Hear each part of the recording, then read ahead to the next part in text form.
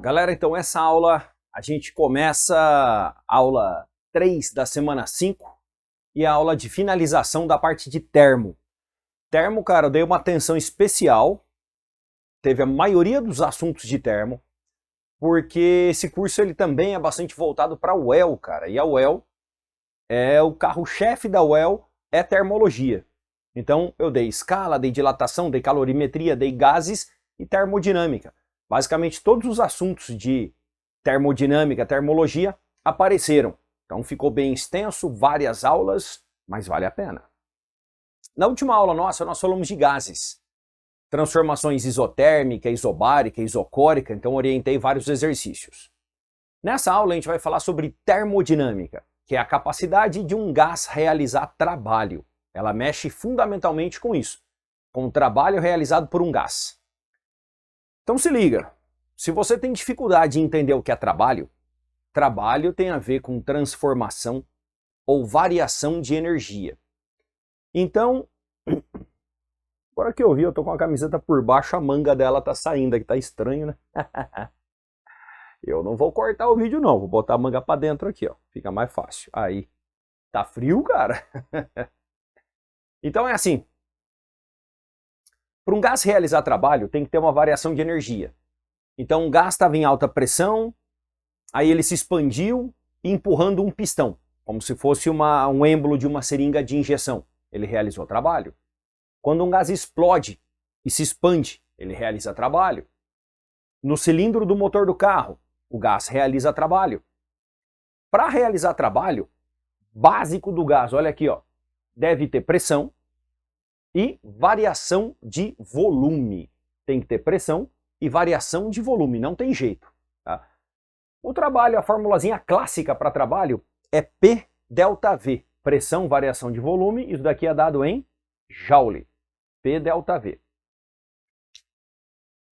Só que essa fórmula só vale se a pressão for constante. Então anota aí, se você estiver copiando, coloca aí embaixo aqui que essa equação tem que ser isobárica, tá? Isobárica. Existem os sinais do trabalho. Esses sinais é o que é mais cobrado. Então você vai ver que as questões que estão aqui, que são questões mais rápidas e tranquilas para fazer, a parte mais importante é o que está em verde aqui, ó. Tá? Você vai reparar isso nas questões. São sinais. Um gás se expandiu. Então ele realizou trabalho. Trabalho positivo, tá aqui. O gás empurrou um pistão. O gás foi comprimido. Um compressor de ar foi lá e apertou o gás. Aí o gás não realiza trabalho, porque ele foi comprimido. Então ele recebe trabalho, porque alguém apertou ele. Ele recebe trabalho. Trabalho negativo. E numa isocórica, ele nem expande e nem é comprimido. Então ele nem realiza e nem recebe trabalho. Então esses três tópicos aqui relacionados aos sinais do trabalho. Legal? Normalmente, quando um gás realiza trabalho, ele usa uma fonte de energia, uma fonte de calor. Então, calor trocado com gás é a nossa segunda equação. Para realizar trabalho, normalmente, ele usa uma fonte de energia, uma fonte de calor. Para calcular o calor, que macete? Só que em vez da massa, como é gases, né, a gente usa número de mols. Mas é igualzinho, é o mesmo que macete que você estava treinando lá. Só que em vez de usar massa, é número de mols. Aí existem os sinais.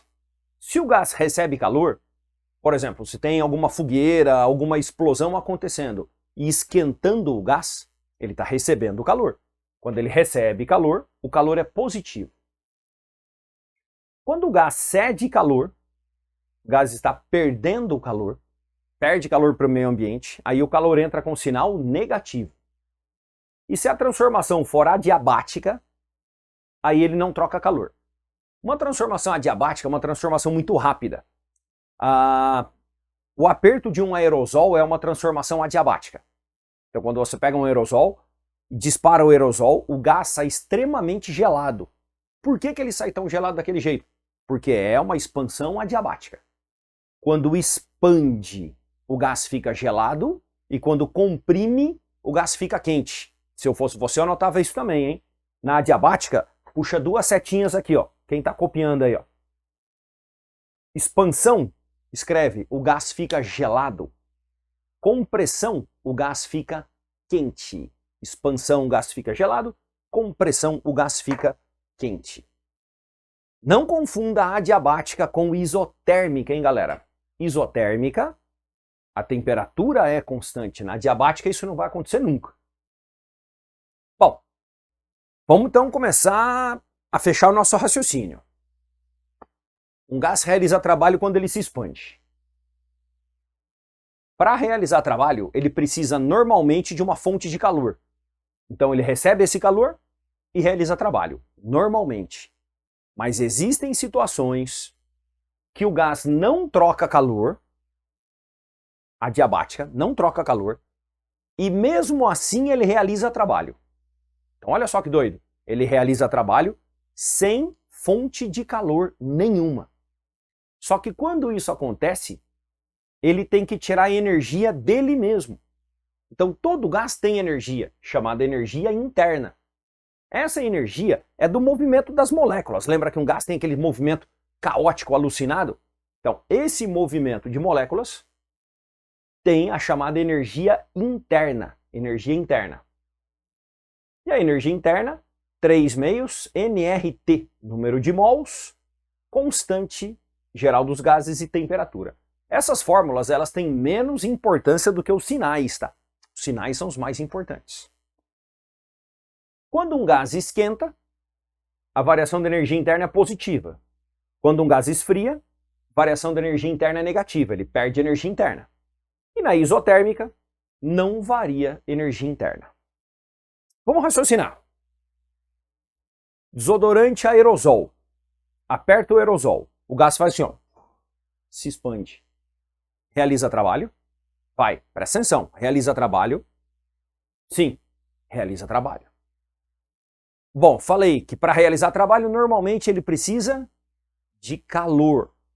Mas não tem calor ali. É só um desodorante aerosol. Não tem nenhum fogo, caldeira, não tem nada. Então ele se expandiu realizando o trabalho sem calor.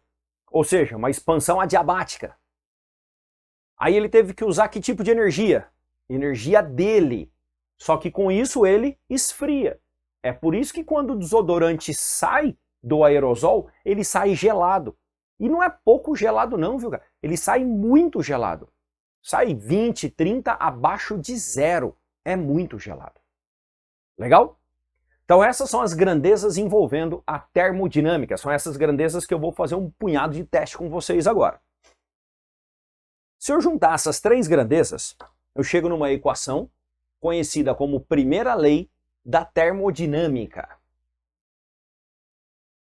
Primeira lei da termodinâmica. A primeira lei, ela fica escritinha assim, ó. Quer ver?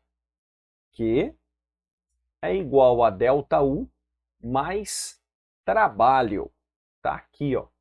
Essa é a expressão da primeira lei, que é igual a ΔU mais trabalho. O gás recebe calor, ele pode usar para duas coisas, para aquecer ou para realizar trabalho. Se a transformação é adiabática, o que é zero? Se a transformação é isotérmica, ΔU é zero. Se a transformação é isocórica, trabalho é zero. Nessa parte, você tem que ter um pouco de intuição nessas grandezas, tentar ligar essas grandezas. Só que esse resumo aqui ele é muito importante. Então, quer aprender a primeira lei da termodinâmica? Vai fazer exercício? Abre esse resumo. Sempre faça com esse resumo. O resumo está completão aqui para você, ó. Bonitão, né? Saio de lado, dá um pause aí, ó, e printa a tela. Faz uma folha de sulfite aí, cara. Prega na parede do teu quarto. Vai resolver termodinâmica? Esse resumo resolve tudo, meu velho. Quer ver só? Vamos pegar então na lista de gases a questãozinha 3. Vamos compartilhar aqui. Deixa eu me jogar para cima, como sempre. Joga para cima, joga para baixo. Tá aqui, ó, tá na mão. Questão 3 da lista da semana 5. Uma certa massa de gás perfeito, fazendo parte de um sistema, sofre uma expansão isotérmica. Opa, meu amigo, expansão isotérmica. Quem é zero? Olha com carinho. Olha com carinho. Isotérmica, quem é zero? Pá, isotérmica, ΔU é zero. Não tem ΔU. O calor recebido é todo convertido em trabalho. Numa expansão isotérmica, o calor recebido é convertido em trabalho. Anota isso, cara. Certa massa de gás perfeito sofre uma expansão isotérmica. Grifa. Expansão isotérmica. Acredito que você está com a lista em papel aí. Puxa uma setinha e escreve. O calor recebido é convertido em trabalho. O calor recebido é convertido em trabalho. Vamos ver? O sistema recebe trabalho? Não. Ele realiza trabalho. O sistema não troca calor? Aí tinha que ser adiabática. Adiabática. A energia interna é sempre constante? Perfeito. Se ela é isotérmica, a energia interna é constante. Já deu letra C. Já deu letra C. Energia interna diminui? Não. Energia interna aumenta? Não. Massa? Entenderam como é que é o procedimento, então, aí da termodinâmica? É analisar essas grandezas. Vamos fazer mais um. 4 está resolvido, 5 resolvido. Nem vai sobrar exercício para vocês resolverem. 6 já fizemos. 8.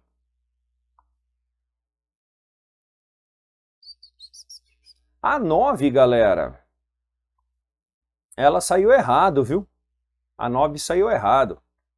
Ela envolve aí ciclo de Carnot, envolve rendimento de ciclo de Carnot, isso não faz parte do nosso curso. Vamos pegar ela, eu vou resolver com vocês, mas aí essa parte de ciclo de Carnot e tudo não consta no nosso curso, tá bom? Vamos lá. Assinale o que for correto. Nos processos isobáricos, a pressão é constante?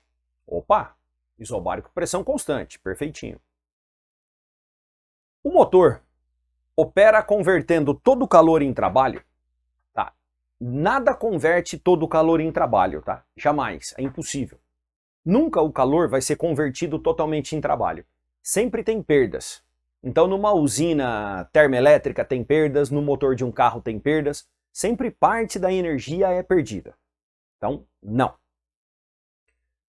Nos processos adiabáticos, a temperatura permanece constante? Não. Isotérmico, a temperatura permanece constante. Adiabático, ele esquenta ou esfria. Então, essas 3 daria para a gente fazer, que está dentro do nosso assunto. A 8, vou responder para vocês. Uma das partes do ciclo de Carnot envolve uma compressão adiabática. O ciclo de Carnot é um ciclo, o melhor ciclo entre as máquinas térmicas, entre os motores térmicos. Uma máquina térmica, um motor térmico, ele converte calor em trabalho. E o melhor dos ciclos é o Carnot. Ele é composto de 2 adiabáticas e 2 isotérmicas. Então é verdadeiro. É verdadeiro. 16. O motor que opera utilizando o ciclo de Carnot entre 2 temperaturas tem uma eficiência igual a T2 dividido por T1? Não. É 1 menos T2 sobre T1. E o termo também não é eficiência, é rendimento. Tá? Então, rendimento de Carnot. Só que isso não furaria o teste, tá? Se ele falasse eficiência e desse a fórmula correta, é 1 menos T2 sobre T1. Essa é a eficiência do Carnot. Mas o 8 e o 16, eles não fazem parte do curso. Caso vocês queiram, me peça no grupo de WhatsApp, eu encaminho a videoaula do curso de específica para vocês sobre máquinas térmicas. Aí é uma videoaula completona, todos os assuntos sobre máquinas térmicas. Se quiser eu encaminho, não tem problema nenhum. Povo, vamos ficando por aqui. Né? Resolvi então algumas questõezinhas, te mostrei como é que funciona a termodinâmica. fizemos uma boa pegada aí em cima dos conceitos de termodinâmica. Fechou? Um abraço para vocês. Próxima semana nossa, ótica. Começamos com fenômenos óticos na próxima semana. Valeu, até mais, povo!